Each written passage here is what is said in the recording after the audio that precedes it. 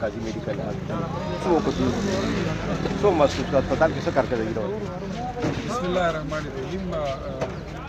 زمونږ د کور مالت هسپتال دی او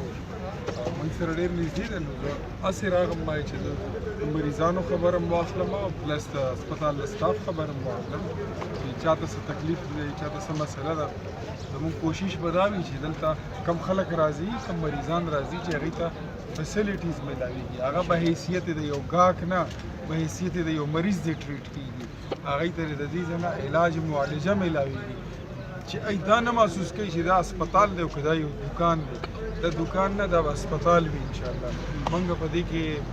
زه به بیا راځم ما د سره خبره وکړه زه به کښېنم چې کم ځای کې څه چینجز ضرورت وي څه تبدیلي راوستل ضرورت وي موږ به په هغې کې به موږ چینج کوو او هغې باندې به موږ بیا ایچ ډي سره او ټول ډپارټمنټ سره موږ به خبرې هم کوو او کم څیزونه چې ضروري دي هغه به کوو چې کم غیر ضروري دي هغې نه به ځان هم خلاصوو خو مین مقصد دا دی چې د مریض خبر واخلو او پلس چې کم دې ځای کې هسپتال سټاف دی نو د هغو هم خبر واخلو هغه هم څه زموږ دشمنان نه دي هم زموږ د معاشرې حصه ده او هغوی دې ځای کې لکه ډاکټر مثال د مسیحه دی نو مسیحه شوډ لایک مسیحه shouldn't be like shopkeeper چې هغه څیزونه دي چې زموږ مین مقصد دا دی چې مریض ته دا پته لګي چې زه د ډاکټر په لاس کې یم د دکاندار په لاس کې نه یم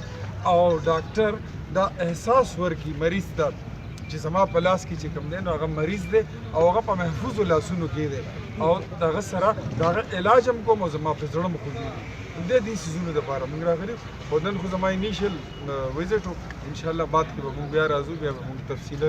ګورو څیزونه چې کم ځای کې ضرورت وي موږ به هغې کې چینجز راوړو شکریه